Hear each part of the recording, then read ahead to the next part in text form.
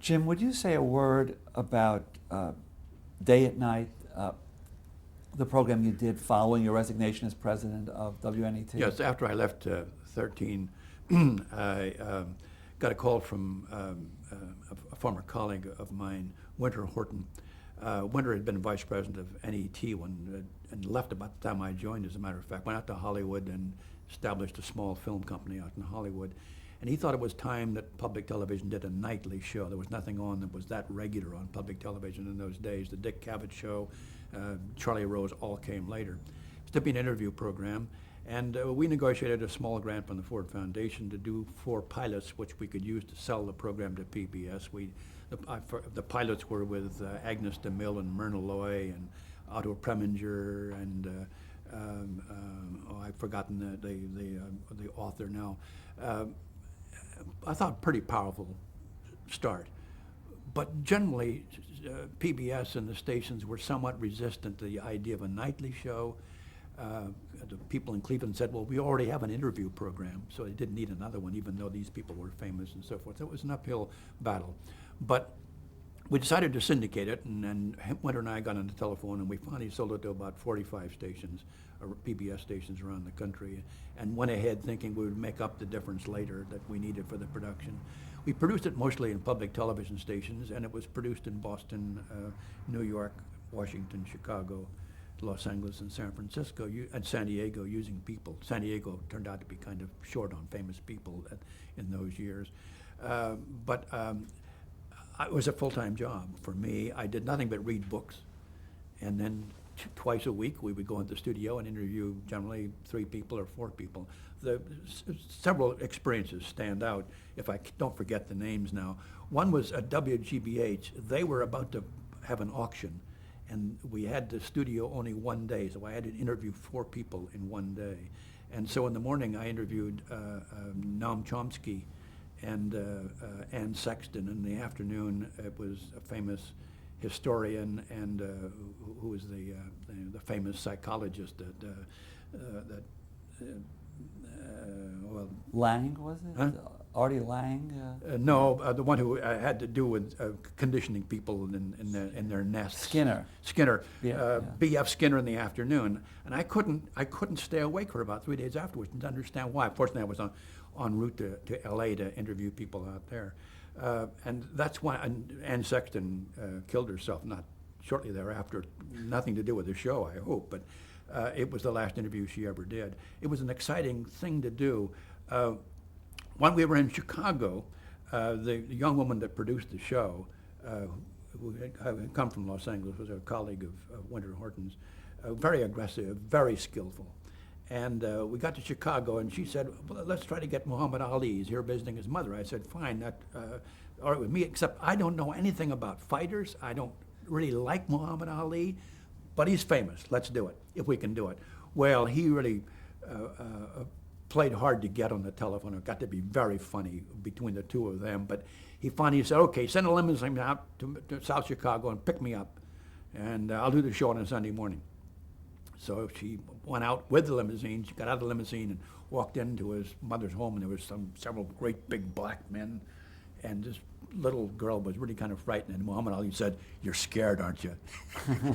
And from that moment on, it was a wonderful experience. He brought his 2 little kids into the studio with him, put them in the control room. We sat down. We were closer than you and I are. We were almost touching, and I'd lean forward to hear him. He was so soft-spoken and totally unlike the Muhammad Ali that I had seen on the sports programs and so forth. He wanted me to take his poetry seriously, which I did, not his verse. He had one of those corny verses about my not buying him a cup of coffee so he wouldn't come back to my show for a while, but he recited one of his serious poems about justice. He talked about what it felt like when he didn't cross that line to be inducted and therefore lost his world championship and so forth. And I really came away from that show liking this man enormously, not caring about fighting one bit, but liking the man. There were a number of surprises of that sort. That was the one that sticks in my mind right now. But we did that for a year. And then I had a list of 135 more I wanted to interview. And we had to have money. And we went to IBM because they showed some interest in this, and IBM said, yes, we'll underwrite a second series.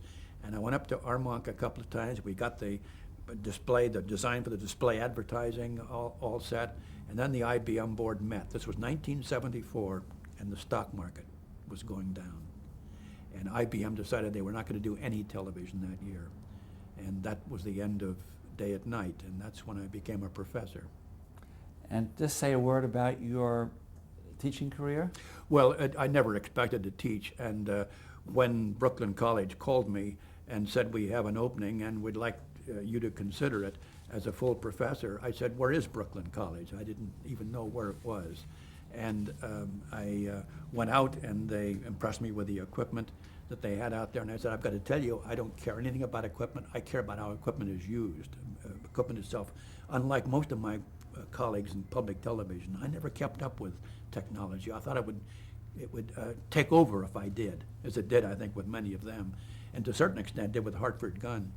But my accountant said, you can't afford to do your own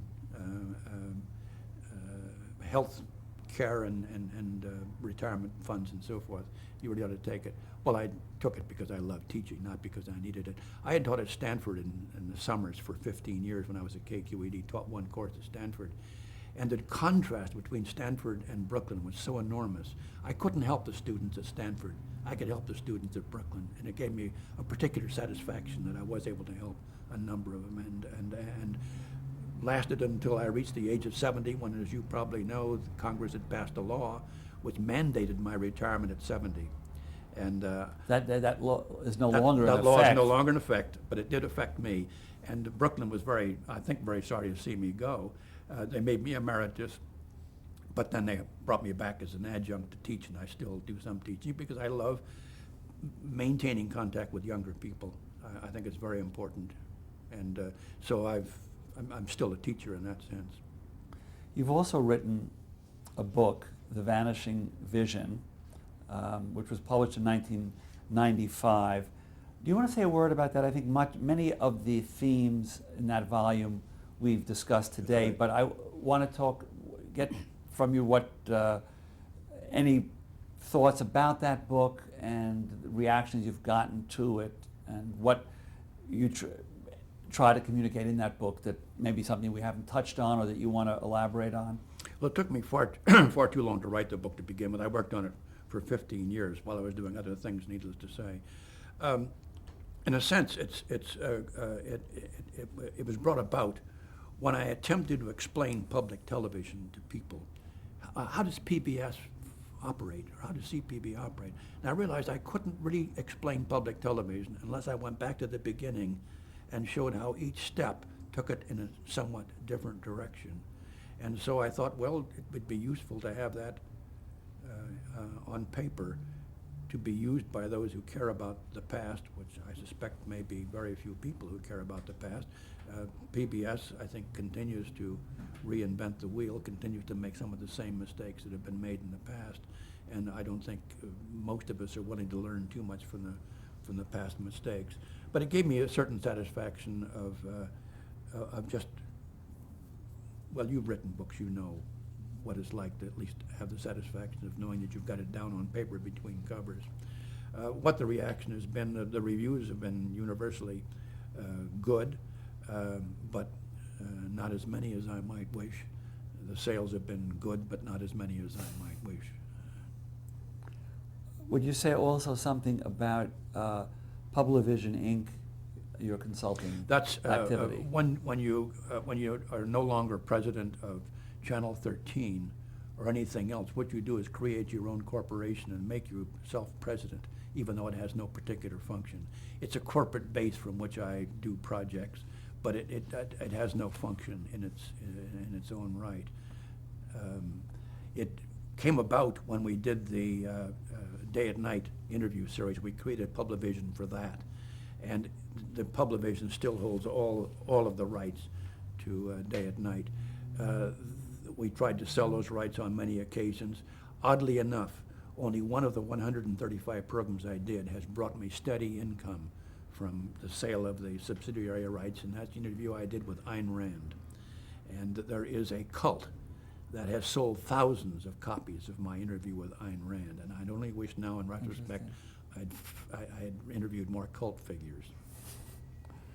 All right, I think we might now just ask you to sum up some of your reflections and experiences with public television. Let me first ask, though, with the advent of cable television, how does this possibly change the terrain as far as public TV is concerned? And will cable change public TV? Will public television change cable television? You might have a better answer to that than I do, Ralph. I don't know. It's a matter of concern, obviously, that cable in A&E, Bravo, Discovery, Learning Channel are doing the things that, in a sense, are the mission of public television. But they're doing them on cable, which means that 30% of the people are disenfranchised who don't have cable. I don't know what the future of broadcasting is. If I did, I'd have a better answer for it. It occurs to me, for example, that A&E and Bravo and those other cable companies they do not have to sustain outlets. The money that A&E has goes into programming for the most part. As a matter of fact, it gets money from its outlets, namely the cable companies that run it. Public television gets the money, and it goes to 135 outlets all over the country to help sustain the structure by which it's seen by people. Seems to me that it might be wiser to put public television on cable and spend the money that's now going into public television stations into finding a way to reach that 30% that are disenfranchised, that are not receiving cable now. Because, and it occurs to me, I had a guest in my class last week from CBS satellite who's talking about what happens when CBS can now create as many as 8 stations on the spectrum that the FCC has given them for digital television, high definition television. They've already experimented and discovered 8 won't work, but maybe 6 would work. But 60% of the people in the country, more than 60%, get CBS by cable. The FCC has mandated only one must carry channel for CBS. And he said CBS doesn't want to create 6 stations if 5 of them can't be seen on cable. Well, public television is a somewhat similar situation. I think it should have 2 networks. It's trying to do too much with one. But what if they're not mandated, cable companies aren't mandated to carry that second PBS channel? Why isn't PBS supported as much as C-SPAN is supported? There's a lot of unanswered questions here that go way beyond how are we going to fund public television, which is where so much of the attention goes. In your book, you wrote that public television was, in your words, intentionally marginalized, and you go on to say this potential has been limited by its own cramped vision. Why was it marginalized, and how is the vision cramped? First, it was marginalized by the very FCC allocations of 2/3 of the channels in the ultra-high frequency band. It wasn't important enough to put in the VHF bands because in this country, television is commerce. There is no concept, there's very little concept of the public sphere in this country, of the necessity for part of what we do to be in the public sphere. The intention from the very outset was not to compete with commercial television, obviously backed by the National Association of Broadcasters, but readily accepted by the people who were then in educational television. No, we ought not to. It's been marginalized inside by those people in control of stations who still think that it's an adjunct of the school systems and really ought to be broadcasting educational programs, adult education. It seems to me this overlooks the fact that there is new technology which is much more effective for that than broadcast television, because broadcast television doesn't have the flexibility, for example, that computers or that videotape or all those other technologies have. So I think it's a very narrow vision. But it's been marginalized almost by common consent in this country. It's not important enough to be up there with commercial TV. Commercial TV is real TV. Public television is something on the margins. Okay. I want to ask you, in looking back on your career, what,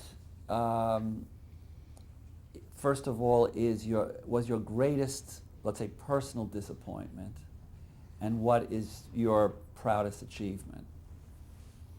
Well, my personal disappointment, I suppose, is what has happened to public television in recent years when I have been unactively involved, and there's no causal relationship, as you know, but rather the direction in which it has gone, because it's in a sense the dissipation of the hopes I had for it in the years that I worked in it, that it would be a powerful and important force in this country, and a countervailing force to the commerce of commercial television.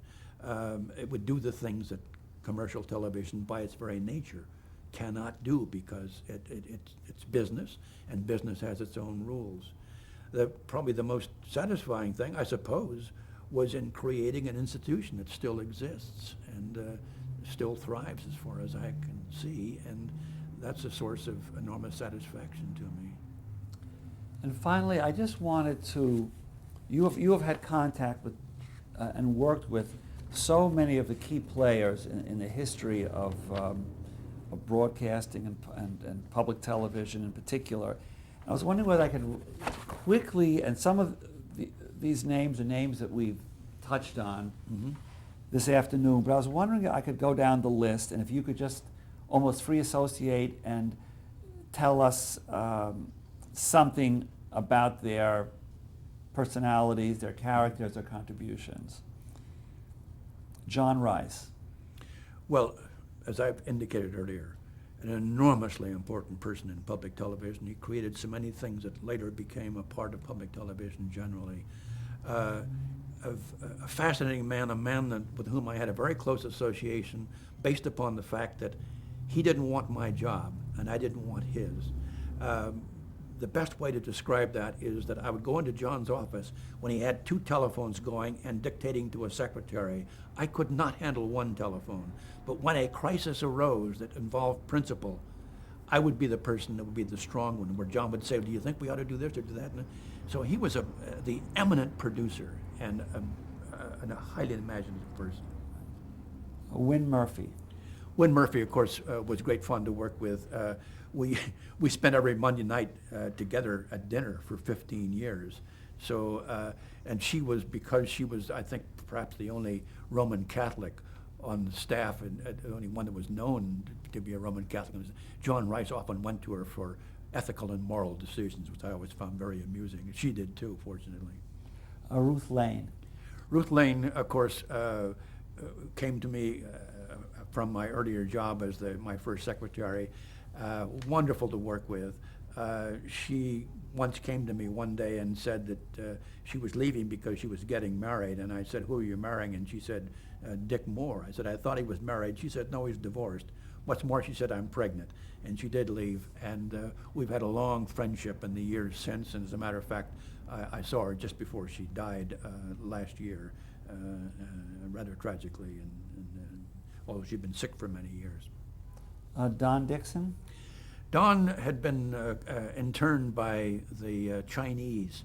He was an INS correspondent in the Far East, a tough man, a good newsman, a man that seemingly was humorless, but for that particular job, an excellent man who had lots of courage to do what needed to be done. How would you summarize the contribution of Hartford Gunn? Hartford is a difficult one to summarize.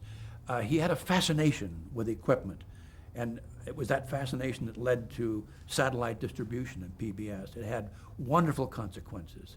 But Hartford and I never saw eye to eye, because he saw structure and technology, and I saw programs and ideas. But his contribution to public broadcasting is enormous, if only what he did with GBH, although the stories of how he took control of GBH is a separate story as well. It was a palace revolt organized by Hartford, in which he came out as the winner. John J. Islin. Well, Jay Islin is a highly creative man. I obviously had many differences with him, mostly because of the way in which he operated. He, as you may know, is a man of rather short stature, and after he took over Channel 13 as the president, I was there several times in front of the staff. He would sort of reach up and put his arm around me and tell the staff that he learned everything about television that he knows from me. And I said, Jay, please don't say that. All right, Richard Moore. Dick Moore is one of my closest friends, probably one of the most philosophical and perhaps one of the brightest people in public broadcasting in the years he was in it. So many things that came out of his mind. While he was at KQED, he came back to Columbia on a CBS scholarship and studied higher mathematics. He'd been a dancer, he'd been a folk singer, he is a poet, still is a poet.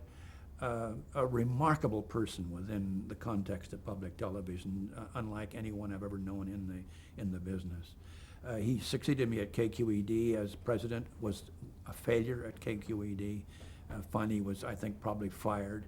Later took on, became again, reverted to being an independent documentary producer, did beautifully, was hired at St. Paul, Minneapolis, where he really did a wonderful job. So it's a long story about Dick Moore's All right, successes. Av Weston. I never knew Av Weston very well. Craig Gilbert.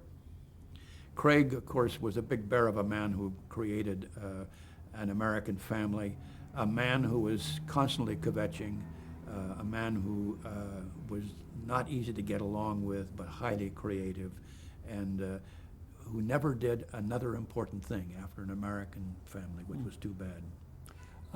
Joan Gans Cooney.